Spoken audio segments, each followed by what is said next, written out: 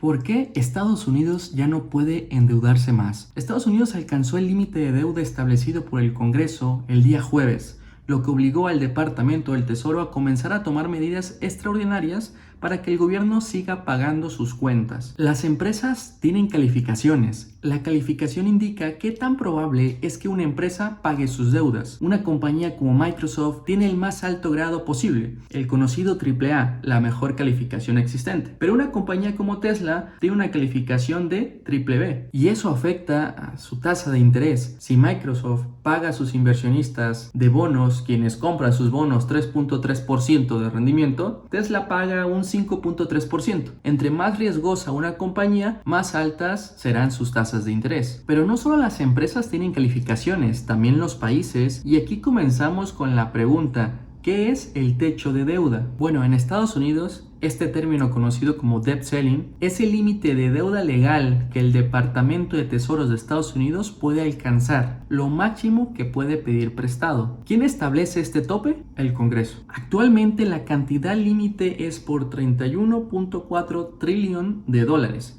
Recuerda que un trillón o trillion en inglés no es lo mismo que un trillón en español. Un trillón en inglés es el equivalente a 1.000.000 de millones, lo que en español sería 1 billón. Entonces, la deuda límite de Estados Unidos es de 31.4 millones de millones o 31.4 billones. Se trata de 12 ceros y esta cantidad la establecieron en diciembre del 2021 como techo de su deuda. Estados Unidos por un largo periodo de tiempo ha mantenido la calificación AAA, la mejor, hasta que en 2011 sucedió algo similar a lo que está ocurriendo en estos momentos. Los legisladores tuvieron solo unos días para incrementar el techo o límite de deuda del país, no se ponían de acuerdo y así evitar el impago de su deuda, evitar la catástrofe al hacerlo. Lo malo es que históricamente y regularmente han estado rozando esta línea marcada como límite. Desde 1970 a la fecha han incrementado el techo de su deuda una y otra vez. De igual forma, la cantidad total de deuda emitida se mantiene cercana a su techo. Como se pudieron percatar, el gobierno siempre termina incrementando su techo. ¿Pero por qué? La respuesta a esta pregunta es porque si no se amplía el límite de endeudamiento,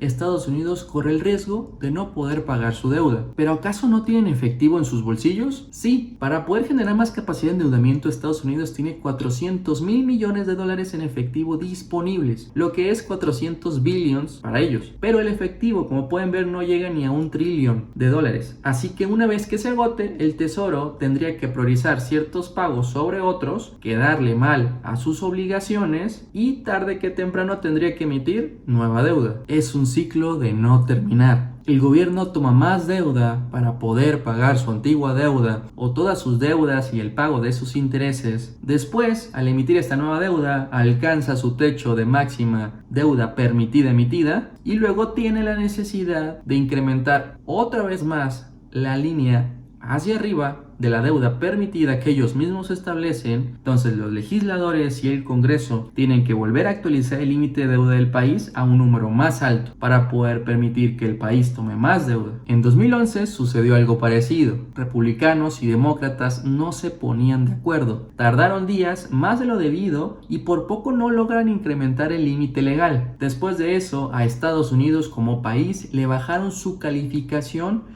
por primera vez de AAA a AA+. En los últimos 20 años, Estados Unidos ha pedido más y más dinero prestado. La deuda nacional está en su punto más alto. Cuando Estados Unidos gasta más, tiene que endeudarse más. Usualmente se gasta más dinero cuando tienen guerras que costear, recesiones que superar o, en un caso reciente, cuando llega una pandemia, 2020. El encargado de esta tarea es el Departamento del Tesoro. Ellos son los encargados de recolectar los impuestos y después pagar todos los gastos y programas del gobierno. Entonces, ¿cuál es el origen del problema? El problema comienza con un término sencillo de observar. Si cualquiera de nosotros gasta más de lo que gana, la diferencia tiene que surgir de un lugar. Y ese lugar es el pedir dinero prestado. Al menos claro que tengamos ahorros o efectivo donde podamos obtener dinero. Si ganamos $1,000 y gastamos $1,100, tenemos que conseguir esos $100 prestados. El problema de flujo surge desde hace ya varias décadas porque ellos aprueban más gastos de los ingresos que ganan con los impuestos. Y al igual que con el ejemplo de una persona, la mecánica es la misma.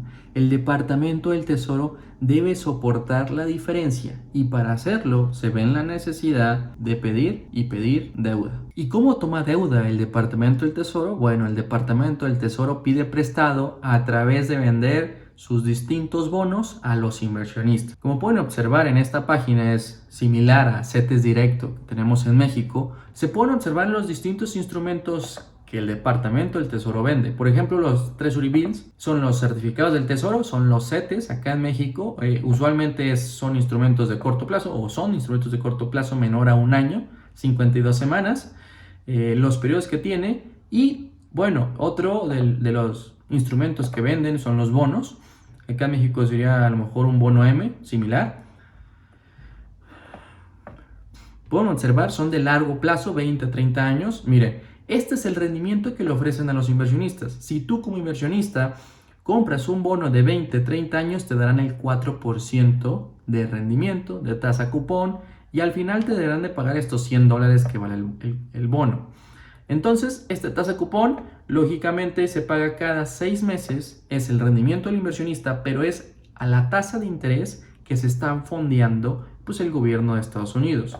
Luego tenemos las notas del Tesoro, los tips, que los tips son como los UDIbonos, ¿no? Los que protegen de la inflación acá en México. Para saber si el nivel de deuda que tiene un país es bajo o alto, podríamos compararlo con el tamaño de su economía y eso lo podemos hacer comparando la cantidad de deuda total de un país contra su PIB, su Producto Interno Bruto. Estados Unidos tiene la cuarta posición. Su deuda total equivale al 148% de su PIB. Eso quiere decir que la cantidad de deuda registrada durante el 2021, toda la deuda, superó por casi un 50% a todo lo que produjo su economía, su PIB en ese mismo año. Si se llega al techo de la deuda, como en estos momentos, y ellos no se ponen de acuerdo y no logran incrementar dicho techo, significa que el Departamento del Tesoro ya no podrá emitir estos nuevos bonos que anteriormente vimos. Entonces el dinero entrante por medio de la deuda desaparece, pero el ingreso por medio de los impuestos seguirá sucediendo. Pero esto no será suficiente para cubrir todas las obligaciones y sus gastos que tiene el gobierno. Así que en un supuesto donde no se ponen de acuerdo y no logran incrementar el techo de la deuda, podrían dejar de pagarle a los empleados del gobierno, dejar de fondear los programas sociales y dejar de hacer los pagos a sus deudas. Los intereses. El dejar de pagar los intereses a los inversionistas de los bonos es lo que se llama como default o impago. Pero eso es algo que en la historia de Estados Unidos nunca ha sucedido.